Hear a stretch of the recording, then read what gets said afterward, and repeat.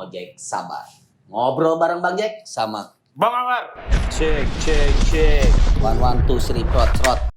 Halo Sobat Polda Metro Jaya, dimanapun kalian berada, ketemu kembali di acara podcast Ngojek Sabar. Ngobrol bareng Bang Jack sama Bang Anwar. Hari ini nih kita bahas lagi tentang kekerasan terhadap anak, Le. Khususnya ya pasti perempuan ya banyaknya ya. Apalagi sekarang nih masalah anak nih sangat mengkhawatirkan sekali. Tapi kita khususnya di sini kekerasan seksual. Iya, kekerasan Ngeri nih, seksual. ngeri. Betul, karena bukan apa-apa. Ini sekarang udah mengkhawatirkan sekali di negara kita nih, Le. Karena seharusnya anak-anak sebagai generasi penerus bangsa malah diputus pertumbuhannya oleh kekerasan. Aturan masa pertumbuhannya dia bagus. Iya kan? Karena dengan kekerasan akhirnya putus sudah masa depan. Makanya hari ini kita undang narasumber yang sangat berkompeten. Siap. Dan kebetulan mendapat penghargaan dari Bapak Kapolri. Wih, Tepuk tangan kalian. Boleh tepuk tangan. Yang 200 orang boleh tepuk tangan. Mendapat penghargaan dari Bapak Kapolri dan juga ini kenal sama Le. tidak diragukan lagi pelayanannya terhadap masyarakat khususnya perempuan dan anak, karena kami sudah pernah bekerja waktu kami dulu di daerah timur sana. Oh, di daerah timur maksudnya NTT. Polres Jakarta. Oh, Polres. Nah, silakan langsung kita perkenalkan. Nah, silakan Ibu, kameranya sana perkenalkan. Nah, kalau saya kan udah tahu. Nah, untuk para netizen seluruh Indonesia. Baik, terima kasih. Kami izin memperkenalkan diri, Bang Jack, Siap. Mas Ambarita, Siap. sahabat saya tercinta. Siap. Bahwa kami Kompol Endang Selestari SAMSI sebagai Kepala Unit Pelayanan Perempuan dan Anak di Polda Metro Jaya. Oke, tepuk tangan. Jangan, tolong itu penonton jangan main handphone aja kerjanya. Aduh, kalian udah ini disuruh nonton juga biar tahu tambah wawasannya. Karena kita ngomong di sini tentang ada hubungannya juga kalian sama bocil-bocil FF itu tentang kekerasan seksual. Betul. Kalau kita yang ngomong ini kagak ngerti, Bang. Iya, Makanya kita undang langsung narasumber yang sudah mengajar ke Pak Hakim, Pak Jaksa diajarin. Bayangkan yang gitu. ngajar. Oh iya. Sekaligus Jelas menjadi ilmunya berkompeten. Betul. Jadi TNN. Tidak ngarang-ngarang. Iya. Jadi begini Ibu, mohon izin Komandan, Ibu Komandan, kekerasan seksual itu apa sih? Apakah ada klasifikasinya? Oh, kalau kekerasan seksual di bawah umur parah, kalau kekerasan seksual ke bapak-bapak nggak apa-apa, apa gimana? Mohon izin Komandan dijelaskan. Baik, terima kasih. Mungkin di kesempatan yang baik ini ya kita mencoba untuk menjelaskan terkait dengan kekerasan seksual. Mungkin kita melihat definisinya terlebih dahulu kali ya. Iya, betul. Jadi orang selama ini kan cuma sering mengatakan kekerasan seksual apa sih sebetulnya kan gitu ya. Nah, sebetulnya kekerasan seksual itu suatu perbuatan ya yang dilakukan oleh seseorang kepada orang lain yang mana sasarannya itu adalah meliputi tubuh ya dan kemudian organ reproduksi ya kan, yang mana orang itu pasti bertujuan untuk merendahkan martabat korban itu sendiri. Nah, untuk kekerasan seksual ini selama ini kita kan hanya mungkin berpandangan atau beranggapan bahwa hanya kekerasan seksual itu bersetubuh misalnya atau cabul, tidak terbatas pada itu sebetulnya. Jadi kekerasan seksual ini kita juga sambut ya, dengan senang ya, ada undang-undang yang terbaru kita. Ada Undang-undang tindak pidana kekerasan seksual. Tindak pidana kekerasan seksual. Mungkin kita bisa melihat Undang-Undang nomor 12 di tahun 2022. Kebetulan undang-undang ini begitu diundangkan maka sudah bisa diperlakukan. Jadi luar biasa. Nah, itu sebentar Ibu. Ya. Dicatat itu Undang-Undang nomor 12 tahun 2022. Harus tahu masyarakat itu. Biar jangan nanya lagi apa undang-undangnya gitu lagi. Jadi kan otomatis kalau kekerasan terhadap anak otomatis dilakukan oleh orang yang lebih dewasa ya, orang udah lebih tua daripada si anak tersebut. Namanya aja kekerasan terhadap kekerasan seksual. Iya kan, kekerasan seksual terhadap anak otomatis dilakukan oleh yang lebih tua daripada anak-anak itu.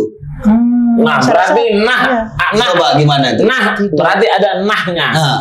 Kalau seperti yang terjadi barusan, Iya. nah, Gimana? anak-anak kelompok SMP itu meruda paksa anak SMP Anak-anak. itu seperti apa? Oh Bang? iya, Mohon jadi izin. begini, Nah, untuk kekerasan seksual terhadap anak, memang namanya kekerasan seksual terhadap anak, bukan berarti kekerasan itu harus dilakukan oleh orang dewasa kepada anak saja. Oh, Tapi gitu. kekerasan seksual itu sasarannya meliputi semua lapisan masyarakat, baik itu dari usia dewasa maupun usia anak-anak. Oke. Jenis kelamin laki-laki, jenis kelamin perempuan. Jadi tidak harus tidak terbatas kepada dewasa kepada anak. Nah, yang kemudian bisa kita lihat perbuatan itu dilakukan dewasa terhadap anak nanti untuk menentukan ancaman pidana, kemudian Oke. pemberatan dan lain-lain. Nah, Oke. perlu kita informasikan ya bahwa kekerasan seksual itu bisa dilakukan dewasa terhadap dewasa, bisa dilakukan dewasa terhadap anak, Oke. bisa dilakukan anak terhadap anak. Oke. Nah, bagaimana untuk peristiwa yang kiranya terjadi anak terhadap anak? Oke. Tentunya dengan menggunakan undang-undang yang khusus Oke. dalam penanganannya, yaitu Oke. sistem peradilan pidana Pidana anak. anak. Oh.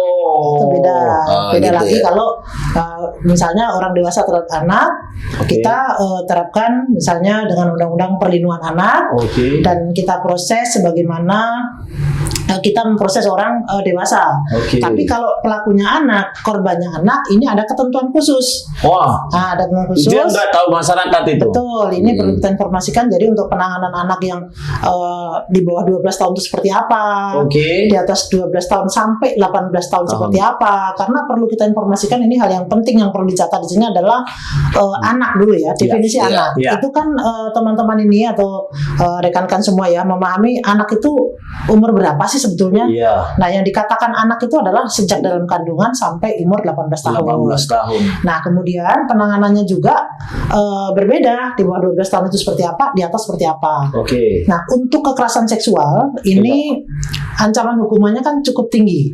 Oke. Jadi, kalau untuk dilakukan oleh anak 12 tahun sampai 18 tahun, Oke. maka tidak dikenal atau tidak diperbolehkan untuk dilakukan diversi. Oke. Diversi.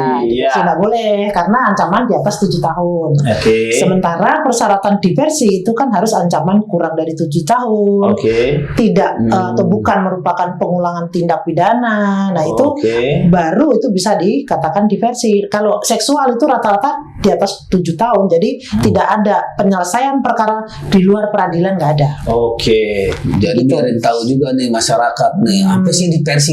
Nah, itu. Sedangkan Biarin tahu. diversi kan mungkin secara mudahnya Ya. diberikan definisi ataupun pengertian bahwa diversi itu adalah menyelesaikan permasalahan atau proses pidana di luar peradilan. Di luar peradilan. Itu Damai, jadi dengan musyawarah ya, mufakat. tapi musyawarah mufakat itu sendiri juga diatur oleh ketentuan dalam Betul. sistem peradilan pidana anak, mekanismenya seperti apa, Oke. yang hadir siapa, gitu nanti Oke. semua sudah ada tata caranya. Betul. Seperti itu. Jadi daripada kalau masyarakat tahunya diversi agak ini ya. Mirip-mirip Ya, RJ lah. Iya, restoratif Ya. Restoratif justice. Jadi Oh. ya untuk restoratif justice itu mungkin pendekatannya restoratif Pendekatannya, justice iya. ya, pendekatan restoratif. Oke. Tapi penanganannya itu adalah menyelesaikan proses di luar peradilan itu melibatkan kedua orang tua, melibatkan Iya. anak itu sendiri, ada Antara psikolognya, korban dan ya, pelakunya, Oke. psikolognya ada psikolog gitu bisa kita ya. libatkan, kemudian mitra kerja untuk pelayanan perempuan anak ini seperti unit pelaksana teknis daerah, yaitu ada di Oke. Pemda itu dulu Oke. namanya P2 TP2A. Oke. Nah, itu selalu bergandeng kita bersama-sama untuk menyelesaikan permasalahan anak yang berhadapan dengan hukum. Seperti itu. Oh, itu Pak. Pelan-pelan dulu kita pelan-pelan. Ini yang nonton ini Diulang tuh nggak lagi. ngerti nih. Nanti Nanti tinggal kalian ini kalau pelan-pelan. nonton Slow. kalian pelan-pelan karena ini pengetahuan apa yang kita omongkan ini daging semua, nggak ada bercanda-bercandanya di sini karena ini masalah serius ini. Betul. Masalah yang sangat rawan lah. Nah, ada pertanyaan timbul, Komandan. Mohon Iya, izin. iya. Jadi kan kalau anak yang berhadapan dengan hukum itu berarti kan dia dilindungi oleh undang-undang anak dong, Iya. yang pasal Undang-Undang Nomor 35 tahun 2014 itu. Iya. Ada kejadian. Menurut Komandan itu seperti apa? Yang meruda paksa itu anak, terus Korbannya juga anak. Terus pada saat putusannya tadi di versi itu seperti apa itu, Komandan? Mohon izin. Baik, kita mungkin yang perlu kita ingat lagi ya, tadi Oke. untuk kekerasan seksual itu bukan domainnya diversi. Oke. Artinya mereka pasti Ancaman harus hukumannya proses di lanjut atas karena 7 tahun tadi. ancaman hukumannya kan di atas 7 tahun tahun. Mas Ambarita. Oke. Jadi tentunya di sini semua adalah proses lanjut. Cuma yang membedakan di sini Oke. adalah ketika itu dialami atau dilakukan baik korban maupun anak korban, anak saksi maupun anak sebagai pelaku itu adalah yang berusia 18 tahun, Oke. maka lebih kita perhatikan kepada hak-haknya mungkin. Oke. Nah, jadi ada hak pemenuhan hak korban, kemudian Oke. hak saksi, Oke. dan hak anak itu sendiri sudah masing-masing ada ketentuannya. Ketentuannya. Itu misalnya hak untuk perlindungan anak, Oke. untuk anak korban. Mereka punya hak untuk mendapatkan kerahasiaan identitas, Oke. kemudian mendapatkan perlindungan berupa pendampingan dari proses awal sampai akhir. Oke. Nah, kemudian dia juga berhak untuk mendapatkan restitusi dan Terus, seterusnya, gitu ya. Berarti berarti yang anak itu pelakunya itu tidak akan mungkin diversi atau bebas atau seperti apa? Tidak. Jadi untuk pelakunya tidak dilakukan diversi, namun proses hukum nanti akan memperhatikan hak anak sebagai pelaku. Tentunya dia tidak dihukum pidana penjara sebagaimana orang dewasa pada umumnya. Penjara itu adalah menjadi upaya terakhir. Oke. Jadi mereka dilakukan pembinaan, misalnya nanti misalnya apalagi yang terkhusus lagi ya, ini di bawah 12 tahun. Ya, Ini sangat ya. penting sekali. Ya. Karena untuk anak di bawah 12 tahun ini melakukan tindak pidana apapun gitu ya, itu diselesaikannya tidak ada yang ke pengadilan, tidak boleh disidangkan di pengadilan. Oke. Tapi mereka diambil keputusan oleh penyidik, kemudian pekerja sosial atau orang sering menyebutnya itu peksos ya. Iya. Kemudian sama PK Bapas atau pembimbing kemasyarakatan. Iya. Jadi bertiga ini ya seperti kayak kita lah bertiga Iya. begini kan, ini ada Pak Polisi, ada Ibu dari Peksos, ada Bapak dari PK Bapas. Nah, Iya. ini masing-masing itu meneliti kalau Oke. korban itu mungkin nanti akan dia lakukan asesmen sosial. Oke. Jadi dia mengetahui tentang bagaimana sih seluk-beluknya korban ini kesehariannya, kok bisa jadi korban dia gitu, apa sih, kenapa sih, dan seterusnya itu Oke. nanti dituangkan dalam laporan sosial Oke. yang dipegang oleh teman dari Peksos ya, Peksos. pekerja sosial. Kemudian teman dari PK Bapas ngapain dia? Oke. Nah, tugasnya untuk memprofiling, melihat atau meneliti Oke. keseharian daripada pelaku itu sendiri. Seperti apa ya kok dia bisa melakukan? Apakah Oke. ada pengaruh lingkungan, Oke. atau ada latar belakang budaya, sosial, agama, Oke. dan semua akan dilihat, pendidikan. Oke. Nah, itu nanti dituangkan dalam penelitian kemasyarakatan namanya. Oke. Nah, kemudian kita sendiri sebagai penyidik Iya. itu kita melihat faktanya, fakta hukumnya. Oke. Kan ada laporan polisi datang. Oke. Tentunya tugas seorang penyidik adalah melihat, oh peristiwanya ternyata dia melakukan perbuatan cabul ternyata. Ya.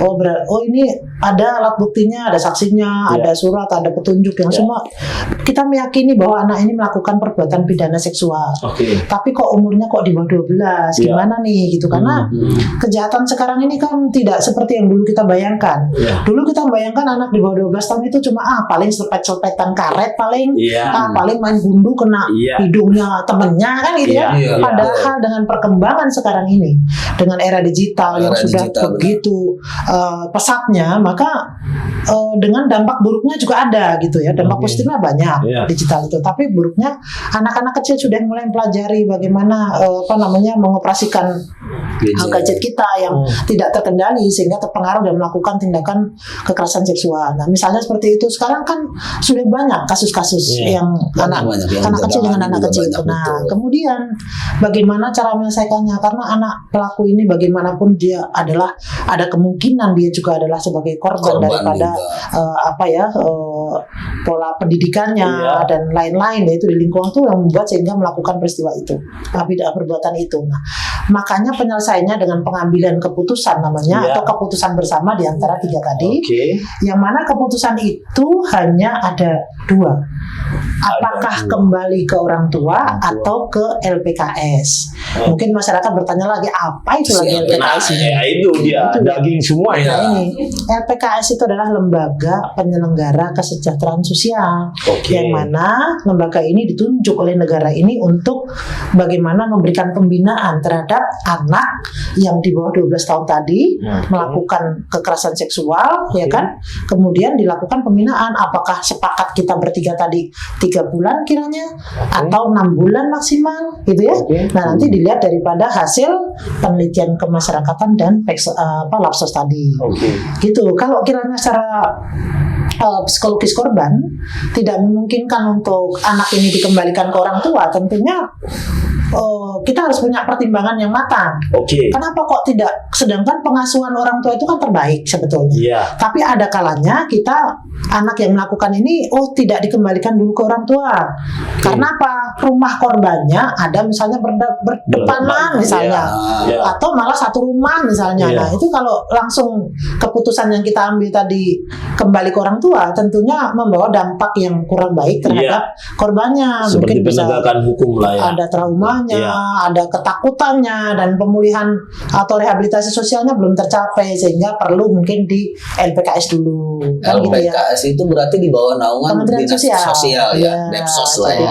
Jadi nanti oleh Kementerian Sosial dengan program-programnya dia dilakukan pembinaan sesuai dengan porsi dan usianya, kan seperti itu menurut undang-undangnya, Bu. Iya, berdasarkan Undang-Undang Sistem Peradilan Pidana Anak. Berarti gini lah, misalnya kita berandai-andai nanti kan dia sudah melakukan itu kan karena dia anak di bawah 12 tahun.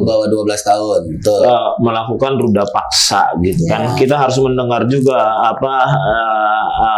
pendapat masyarakat ya kan. Terus pada saat itu korban merasa pasti itu tidak adil. Ya dong, padahal itu sudah berdasarkan undang-undang. Ada enggak, Bu? Seandainya nanti dia sudah dewasa, kau udah dewasa, di penjara kau, ada nggak seperti itu? Apa nggak ada? Maksudnya? Contohnya gini. Maksudnya gini, Bu. Dia melakukannya pada saat waktu itu di usia muda, anak. Nah, pas setelah dewasa itu, lu udah dewasa nih, lu yang kemarin belum dihukum, ada nggak maksudnya gitu? Iya, betul. Iya. Kan kita harus tahu juga ada masyarakat kan kadang masyarakatnya tentang hukum ini kan, kadang kalau hukum ini berpihak ke si A, berarti kata si A adil. Kata si B tidak adil. Nah, maksud saya sesuai dengan hukum ini, Bu. Kita berbicara hukum. Adakah misalnya suatu saat dia sudah dewasa, kau dulu ruda paksa, kau sekarang udah 18, kau tanggung jawab masuk. Ada nggak seperti itu? Ya, jadi maka seperti apa penjelasannya? Ya, maka inilah pentingnya kenapa hukum penanganan anak berhadapan hukum itu khusus. Kenapa dibutuhkan awak-awaknya khusus, penyidiknya khusus, jaksanya khusus, hakimnya khusus. Kemudian selain itu kita juga ada mitra-mitra kerja yang bertugas untuk mengelola atau memberikan pelayanan terhadap korban maupun anak tadi ya. Jadi untuk menyebut anak, untuk menyebut tersangka dulu ya. Kalau namanya dewasa tersangka, untuk ABH tidak diperbolehkan menyebut tersangka. Maka sebutannya kalau anak yang melakukan tindak pidana itu adalah anak. Udah anak aja. Ya, anak kalau untuk memberikan edukasi ke masyarakat mungkin ya anak atau pelaku gitu ya.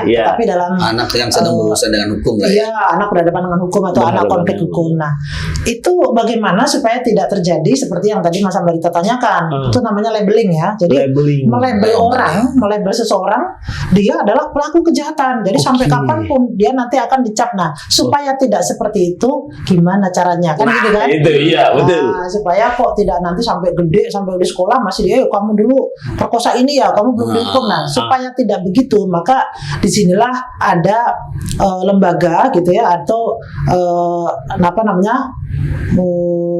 suatu tempat gitu ya, atau lembaga lah ya yang menangani khusus penanganan korban. Jadi bukan tempat, lembaga yang menangani khusus untuk bagaimana penanganan korban, bagaimana untuk penanganan anak. Ini sudah ada sendiri supaya yang anak juga tidak dilabel, ya, yang korban juga merasa mendapatkan keadilan. Karena tadi seperti ini, peran penting pendamping itu adalah untuk memberikan pemahaman kepada korban dan keluarganya. Kadang rata-rata seperti ini. Mungkin Mas Ambarita masih ingat dulu di Jakarta Timur itu ada kasus kekerasan fisik yang mengakibatkan meninggal dunia, kekerasan seksual anak-anak kecil yang dilakukan oleh berapa dulu? 11 orang apa? 11. Yang rame-rame mungkin masih Nah itu pemerkosaan anak kecil-kecil gantian pada saat itu. Nah ketika kita akan memanggil anak-anak yang sebagai pelaku, kita masih ingat kan kita dikomplain sama semua orang-orang tuanya anak karena tidak terima, nggak mungkin anak saya melakukan ini, nggak mungkin. Nah padahal faktanya di lapangan itu terjadi. Nah kenapa kemudian korban kan menjadi trauma pada saat itu kan, karena korban juga masih kecil usianya dan dia selalu mengatakan itu semua penjahat, itu penjahat. Nah, itu mungkin akan terekam. Maka dari itu supaya anak korban ini tidak akan merekam, ya, tidak akan sampai traumanya itu ke bawah ke dewasa dan menimbulkan tetap melabel terus tadi kan, maka diadakan pemulihan atau namanya konseling, pemulihan, kemudian ada treatment tertentu yang sifatnya untuk lebih fokus kepada psikologi anak, kemudian rehabilitasi sosial. Jadi itu salah satu dampaknya tuh ya Bu ya. Dampaknya luar biasa karena kalau tidak direhab sos ya dengan dilakukan rehabilitasi sosial terhadap korban ini, yaitu tadi yang dikhawatirkan Mas Ambarita mungkin akan terjadi. Maka ada penanganan yang sangat serius dari teman-teman lembaga yang membidangi untuk penanganan korban. Ini mereka sungguh-sungguh untuk bagaimana pemulihan korban itu supaya tidak ada trauma yang berkepanjangan. Itulah seperti itu. Ininya lah ya dampaknya. Banyak kita yang kita tangani masalah kasus kekerasan anak dan pelakunya adalah pedofil ya Bu ya. Pedofil. Selain itu juga ternyata si pelaku ini yang kita amanin dulu ternyata dia pernah jadi korban juga pada saat waktu kecilnya itu bahayanya dampaknya tuh Bu ya. Dia malah menjadi pelaku akhirnya kan menjadi pelaku yang karena ada kekerasan korban. Jadi maksudnya saya paham betul itu kalau seperti itu sih karena pelakunya pedofil udah dewasa nggak ada masalah tentang masalah hukumnya. Yang enggak, kadang-kadang dia anak-anak juga karena dia sudah enggak maksudnya pelakunya. Pelakunya anak-anak karena dia sudah pas melakukan sudah dewasa. So it doesn't matter he do it or not.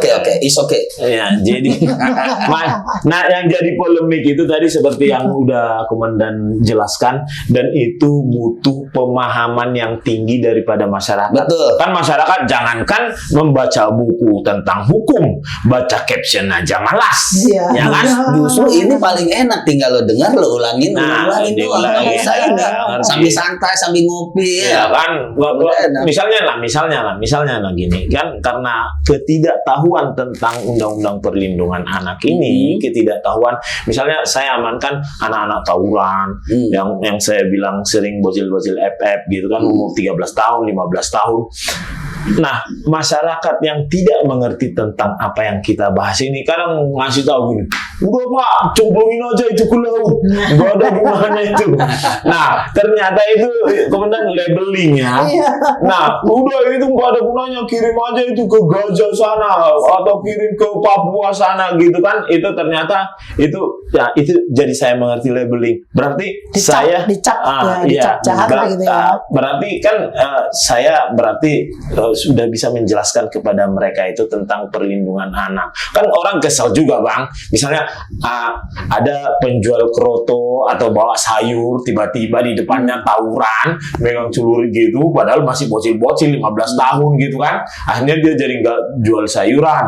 Tiba-tiba kita tangkap, terus ada di berita gitu kan, pasti komennya seperti itu. Udah gini, masukin aja, bakar aja Pak, nggak ada gunanya beban orang tua, bla bla bla bla sekarang kita tahu bahasanya saking sayang dan cintanya negara terhadap bocil-bocil FFP itu, maka ada ya seperti yang komandan jelaskan seperti itu ya komandannya. Ya mungkin kita bisa tadi yang masih kan ya, yang dimaksud mungkin gini Mas Amrita, mungkin tidak harus terlalu, misalnya gini, masyarakat itu mungkin secara simpel saja ya, dijelaskan secara gamblang dan mudah aja.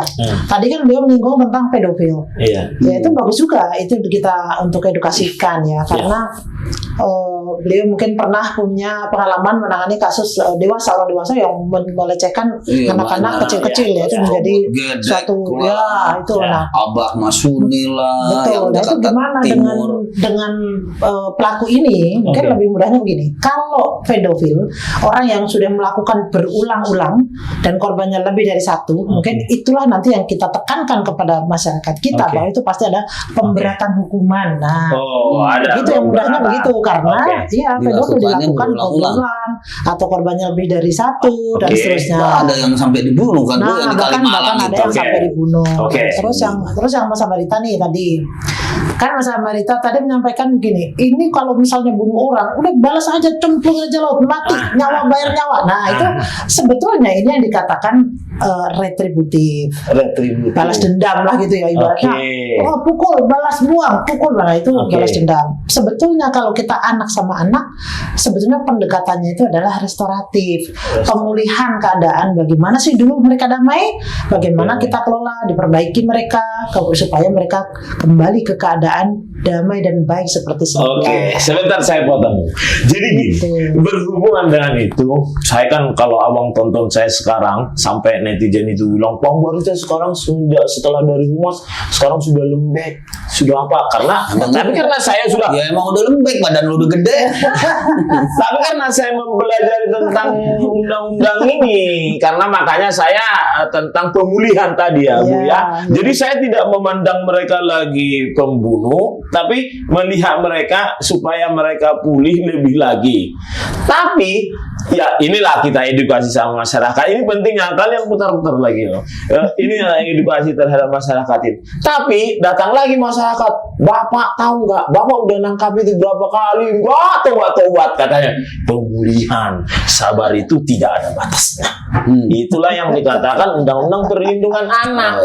Makanya jangan kalian bilang aku lagi lembek, karena aku menurut sini apa yang kita omongin ini ya. Karena setiap saya bawa bocah-bocah itu kan, saya giring ke Polsek Cakung, ke Polsek Jagakarsa, ke Polsek apalah, sampai bapak-bapak di sana kesal kan, Barita lagi datang, Barita lagi. Lah kita kan ini pemulihan. Itu sebenarnya orang tuanya lah yang ngomong, wah Barita lagi nangkap anak gua gitu maksudnya. Nah itu makanya bosan-bosan. Makanya netizen bilang itu nggak bertobat-tobat Pak, masukin aja ke laut. Tidak bisa.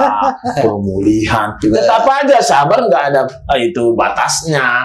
Jadi kita melakukan seperti komandan ini, melakukan pekerjaannya dari berbagai stakeholder yang intinya lo jaga lah ya, jangan sampai anak-anak itu ribut dan menjadi tindak pidana yang lebih berlanjut ataupun menjadi korban. Itulah makanya sering saya bilang, itulah gunanya polisi. Iya. Makanya penting banget kita hari ini ngobrol di sini. Kalian yang nonton ini, yang ratusan ribu nonton ini, kalian ulang-ulang dulu supaya kalian jangan bilang saya lembek. Karena saya mengacu ke Undang-Undang Nomor 35 tahun 2014. Jangan sekali lagi ya ngomong Ambarita itu lembek. Ambarita itu udah gendut. Udah gembior, udah berat badan. Tunggu podcast 3 bulan berikutnya, saya sudah berotot. Nah itu untuk ini lagi kita kembali tentang pelecehan anak nih Bu. Nah untuk misalkan korban nih, untuk jangan sampai menjadi korban lah, ya kan?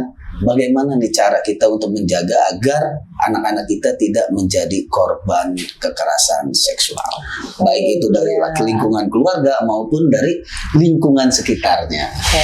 Siap. Mas Jack, itu keren sekali ya. Sebelum kita menyampaikan tanggapannya untuk Mas Jack, saya ingin memberikan informasi dulu, bolehkah? Terkait dengan tadi Undang-Undang Perlindungan Anak ini kan sudah mengalami beberapa perubahan.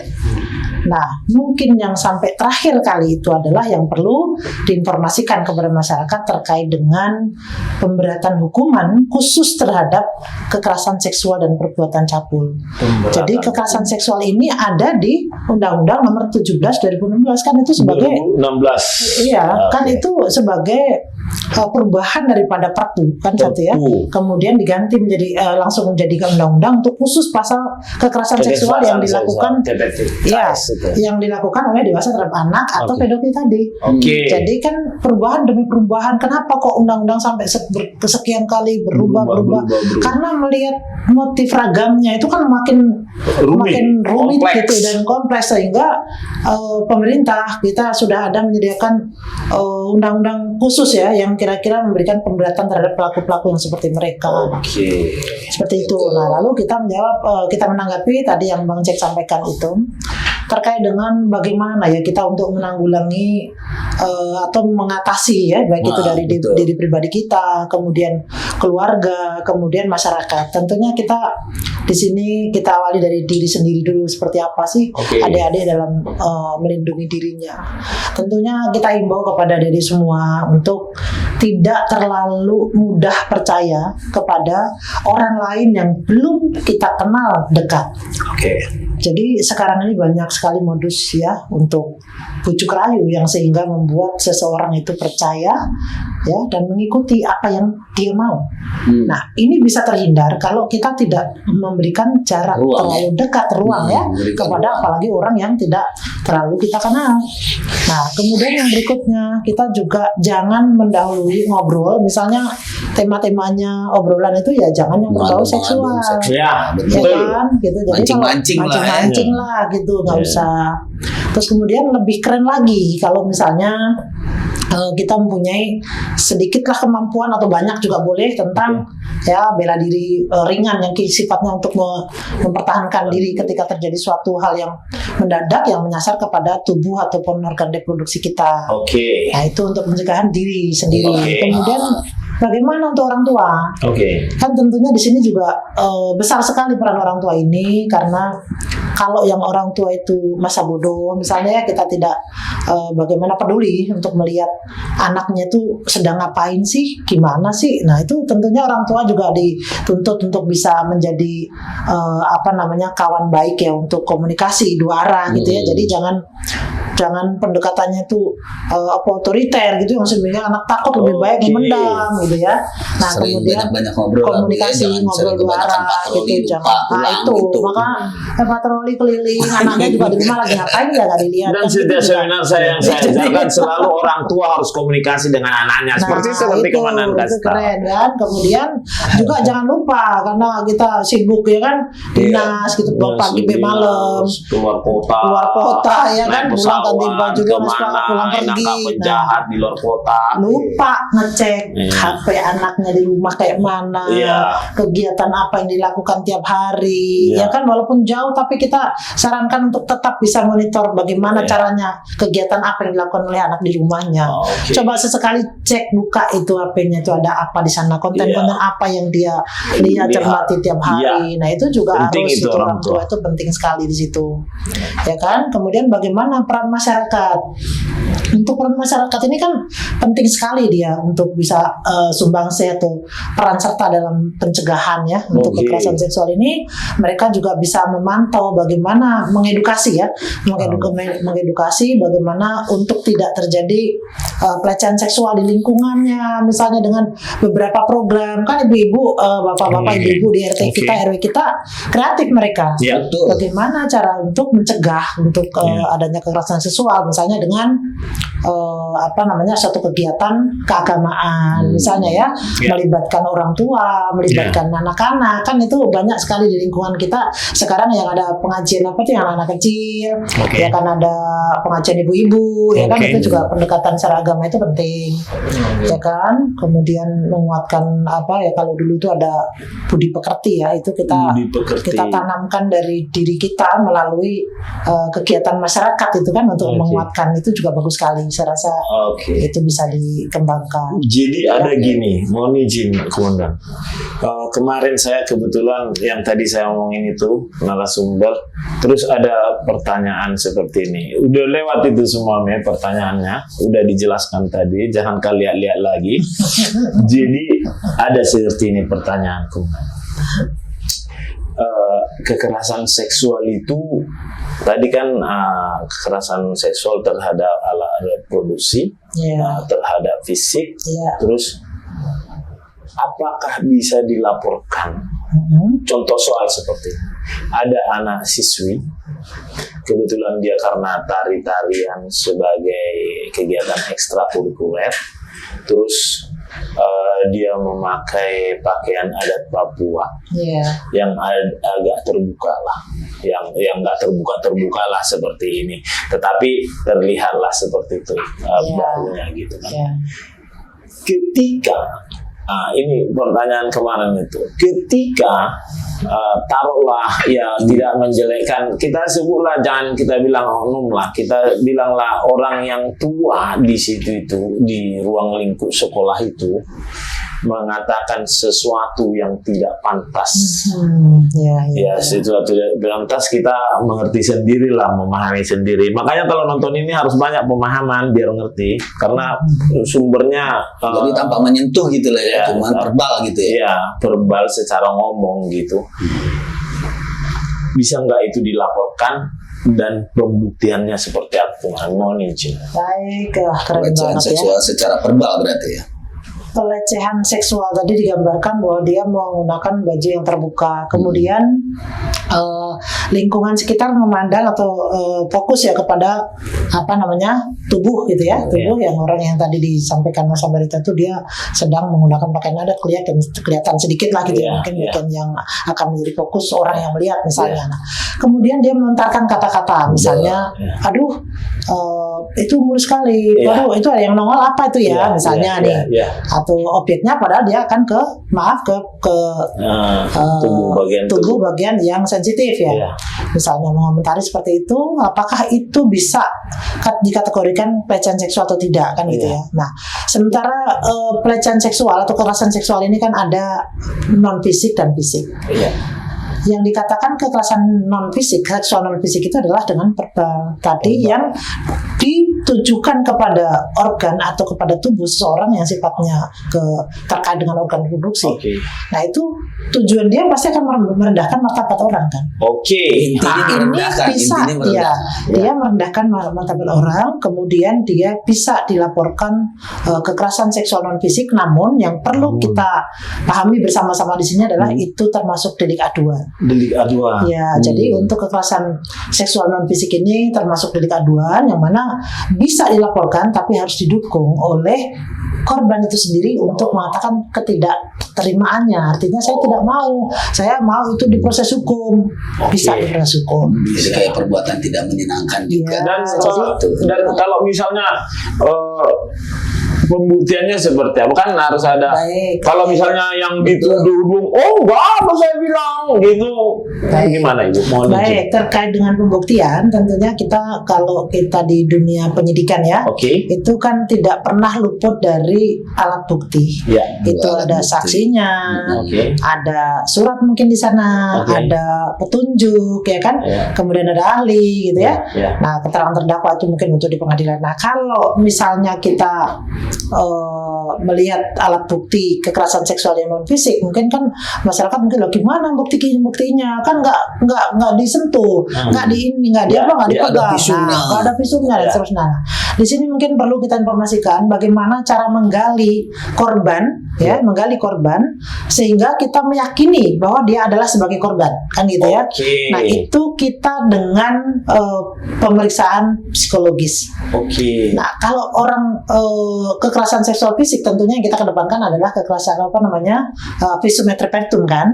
Harapan kita nanti ada perlukaan yang bisa dilihat. Misalnya ada perlukaan pada bagian tertentu gini, pada robekan, pada jarum sekian dan seterusnya. Nah, kalau untuk non fisik ini yang lebih kita gali lagi itu adalah psikologis daripada korban itu sendiri.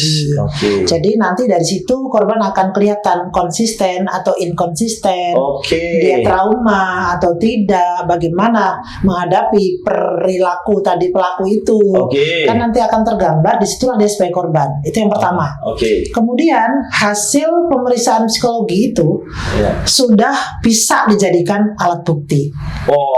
Nah ini yang hal yang baru dalam undang-undang kita ini, khususnya di dalam undang-undang tindak pidana kekerasan seksual, itu pemeriksaan psikologis sudah bisa dijadikan alat bukti.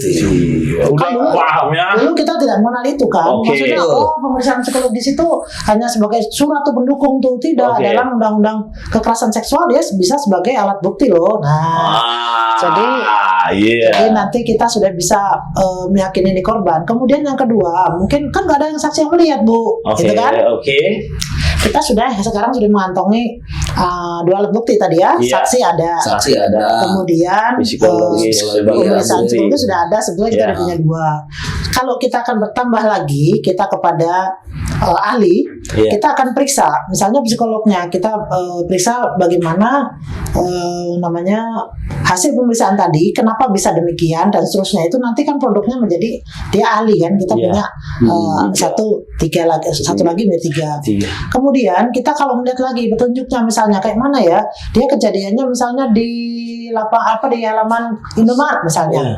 Tentunya kita kan bisa berkoordinasi dengan Indomaret, ada CCTV di situ. Kemudian bagaimana hal-hal yang dilihat persesuaian peristiwanya. Nah, kemudian saksi itu tidak hanya sebatas yang melihat dan mendengar seperti definisi lama. Kalau dulu kita itu memahami saksi itu hanya melihat, dengerin, gitu, ngerasain sendirian gitu ya. Tapi sebetulnya dengan perluasan makna saksi. Sekarang ini di dalam undang-undang TPKS juga ada, kemudian putusan MK ada, itu bahwa saksi itu tidak terbatas pada melihat, mendengar dan merasakan.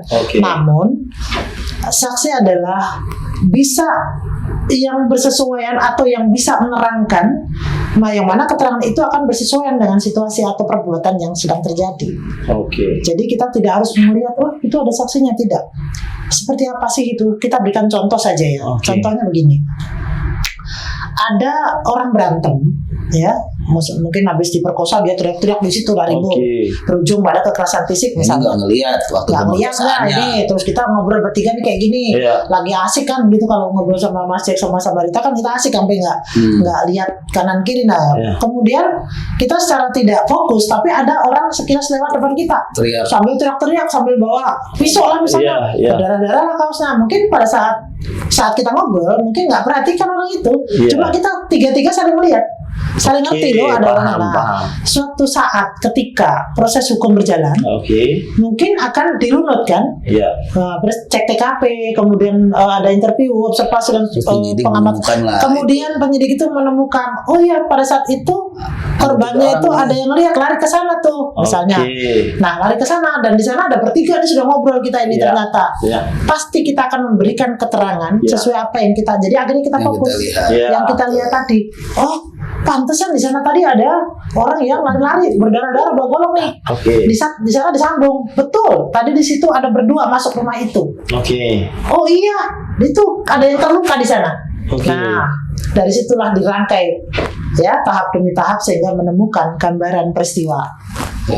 Itulah itulah ya hebatnya negara. Kayak di Amerika gitu ya, kayak film-film itu apa CSI. Itulah mantapnya ya. Untuk anak dan perempuan itu benar-benar dilindungi oleh negara ya, Bu ya. Sampai undang-undangnya dibuat, sampai bahkan ada konvensinya. Ada konvensi apa tuh? Konvensi anak. Untuk anak, konvensi apa bahasa Inggrisnya lah yang ngerti lah. Children. Iya, childrennya pokoknya. Convention on the right of the children. Nah, itulah masalah itulah ya. Nah, timbul pertanyaan kemarin itu, Bu, biar saya ceritakan rangkaiannya gini. Dia cerita itu sudah nangis di halayak ramai loh. Iya kan? Yang mana nih? Yang ada kemarin itu anak siswi. Dia sampai nangis, terus kita kan sebagai pelindung. Iya. Polisi itu mau apapun itu pelindung, pelayan, pengayom masyarakat. Nah, Jadi gini Bu, kita kan pengayom itu harus ada advice juga. Menurut pendapat Ibu ini, seperti apa advice kita siapa yang terindikasi korban itu? Seperti apa advice kita yang terindikasi sebagai pelaku kekerasan verbal itu? Ya. Seperti apa? Yang sifatnya pencegahan ya atau Ya, atau pencegahan, himbauannya gitu ya. himbauan. Nah, tentunya kita kalau untuk pencegahan, kita ini kan ada berapa lini, artinya dalam kehidupan bersosial ya, kita ini kan ada lingkungan sekolah, Iya. ada lingkungan keluarga, ada lingkungan masyarakat, Iya. dan lingkungan tempat-tempat tertentu, misalnya ada di tempat kegiatan olahraga, tempat kegiatan pesantren, dan seterusnya. Jadi, semua kelompok-kelompok masyarakat ini yang akan bisa kita sasar gitu ya, sebagai Iya. tempat untuk mengedukasi mereka bagaimana cara kita supaya tidak terjadi kekerasan seksual itu. Oke. Untuk kepada korban tentunya himbauan kita seperti yang tadi kita sampaikan bahwa melindungi diri, kemudian memperkuat interaksi dalam keluarganya, lingkungan dan seterusnya. Tapi kemudian kalau sasaran kita adalah supaya kita tidak terjadi para pelaku ini melakukan suatu perbuatan di sini misalnya, itu berarti lebih kita fokuskan bagaimana cara kita menekankan kepada ancaman hukumannya misalnya, Oke. kemudian nanti dampak-dampaknya misalnya, dan seterusnya ya. Itu kalau terkait dengan bagaimana cara kita melakukan pencegahan, kita melihat dari sasaran yang kita kita tuju gitu ya. Oke. Kan berbeda-beda itu kalau bagaimana cara kita mengedukasi korban supaya nggak jadi korban, bagaimana mengedukasi pelaku supaya tidak melakukan lagi kan gitu. Oke, berarti video ini nanti saya tonton lagi supaya saya tahu, jelaskan sama Pak. Seperti ini loh hukumnya Pak. Jangan Bapak kira nanti nggak di penjara kalau nggak diproses, kalau cuma bilang ini itunya ini gitu. Nah, ini daging semua ini yang dikasih dijelaskan. tapi apalagi nanti dibentuk lagi bukan PPA lagi, bukan PPA, jadi ada Cyber. enggak, ada P3A nanti. Apa itu? Perlindungan perempuan, pria dan anak. Sekarang habis perlindungan perempuan dan anak, pria nggak dilindungi. Makanya untung abang nggak jadi presiden. Iya, makanya nanti dibuatlah undang-undang P3A, ya kan? Perlindungan perempuan, pria dan anak. Pria nggak perlu dong dilindungi, karena korban kekerasan ini nggak selalu wanita, Bu ya, nggak selalu anak-anak. Cowok juga ada loh kekerasan, jadi kenapa dihilangin? Iya, kalau andai kata ini, sekarang banyak lah kita. Selama gue dinas 28 tahun di kepolisian, justru yang banyak yang lebih galaknya lagi itu justru perempuan sebenarnya. Kayak model kasus pembunuhan nih ya, pembunuhan antara anak, kekerasan kan, otomatis ada kekerasan terhadap anak, terlepas dari seksual. Pelaku pembunuhannya misalkan seorang terdekat lah, baik itu laki-laki atau orang tua gitu kan, antara si pria dengan wanita justru lebih banyak yang paling kejam adalah wanita. Ceritanya Bang Jack minta perlindungan lagi nih. Begitu. Itu kan kata abang sebagai laki-laki. Bukannya apa-apa. Makanya kalau abang tidur itu matanya buka sebelah. Karena perempuan ini merupakan makhluk terkuat di dunia. Oh, ke situ larinya. Iya. Sebenarnya saya juga dengan adanya komandan, saya juga tercerahkan. Jadi saya untuk bahan-bahan saya video ini malah saya tonton ulang lagi nanti. Iya dong. Karena tadi seperti komandan bilang, semakin berkembangnya zaman, semakin kompleks lagi ragam motifnya. Jadi kita juga perlu kita udah dipelotot-pelototin sama kameramen. Iya. Waktunya. Biar jelas dulu nih Ibu, maksudnya kenapa kok perlindungan perempuan dan anak? Artinya nggak ada. Karena kan udah terkuat itu. Ini menarik ini. Kita tanggapi juga. Sebetulnya ini banyak sekali pertanyaan ini seperti ini kan. Kenapa kok laki-laki tidak ada undang-undangnya, perlindungannya? Nah, sebetulnya ada laki-laki udah bisa melindungi diri sendiri. Bukan. Sebetulnya undang-undang ini kita lihat judulnya saja. Contoh kayak KDRT. Ya. Kok berpihak kali kepada perempuan Ya. kesannya. Ya. Padahal undang-undang ini sekalipun itu tindak pidana kekerasan seksual, PKDRT itu spesialis semua ya, undang-undang Ya. khusus.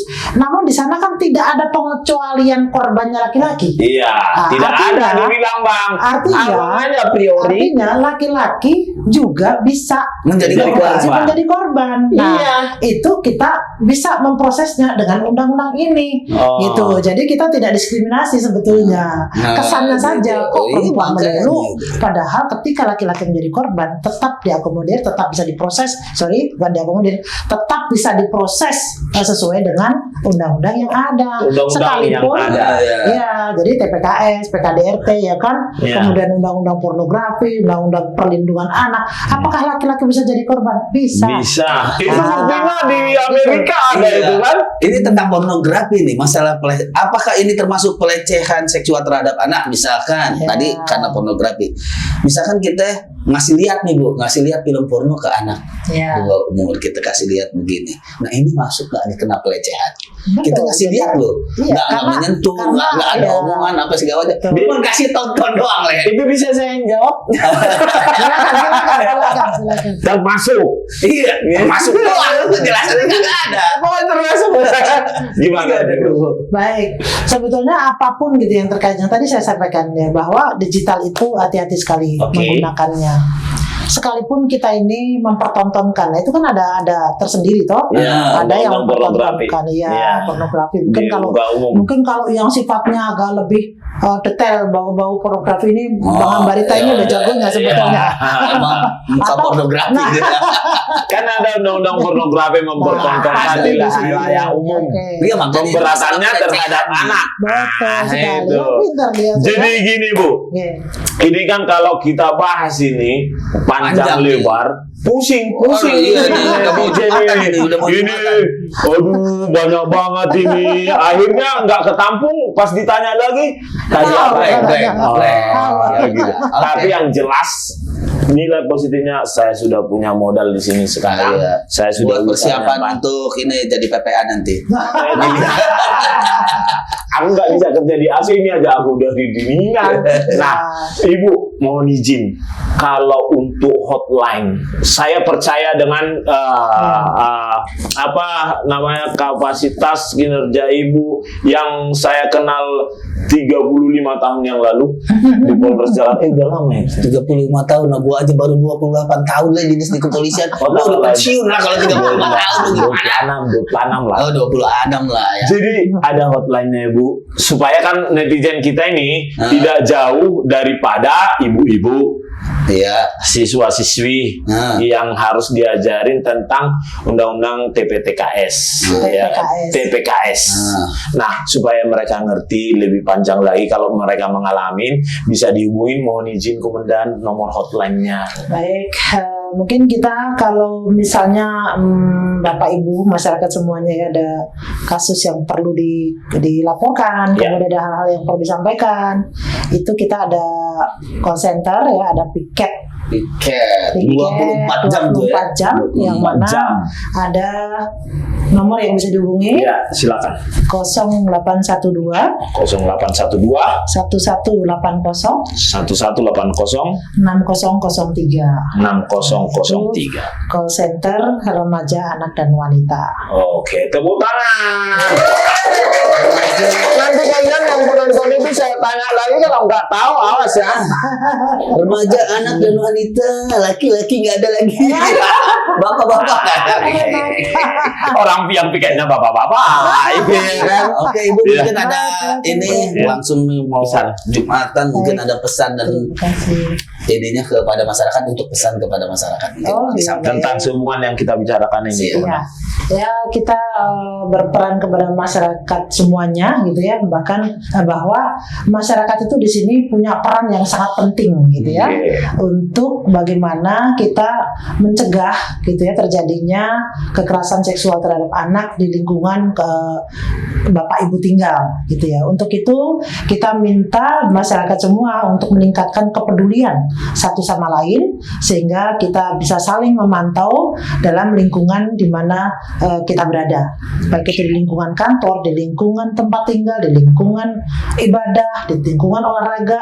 Kita meminta kepada masyarakat semua untuk peduli dan peka terhadap lingkungan kita. Saya rasa itu aja. Oke, tepuk tangan dong. Abang, kata-kata terakhir itu penutup. Abang, habis abang aku ada nanti. Soalnya ini penting sekali. Oh gitu. Oke, untuk rekan-rekan Sobat Polda Metro Jaya, tadi kita udah dengar penyampaian dari Ibu tentang masalah pelecehan seksual, agar kita juga paham, agar kita juga ngerti nih. Jadi kesimpulannya, tidak ada seorang anak yang pantas menjadi korban kekerasan seksual. Jadi mari kita putuskan rantai kekerasan seksual untuk memberikan masa depan yang lebih cerah lagi. Oke, ada buat bapak-bapak, ibu-ibu, orang tua yang punya anak. Kok jadi pidato lah? Ini penting. Oh penting. Buat bapak-bapak, ibu-ibu yang punya anak remaja khususnya, mari kita bertanggung jawab terhadap anak-anak kita. Jangan nanti sesuatu terjadi hal yang tidak diinginkan, kita sebagai orang tua cuci tangan terhadap apa yang dilakukan oleh anak kita. Itu bukan salah saya, itu bukan salah saya. Karena pernah saya baca, tidak ada anak yang buruk. Yang ada adalah orang tua yang kurang bertanggung jawab. Oke. Salam presisi and carry 100% harga mati. Merdeka.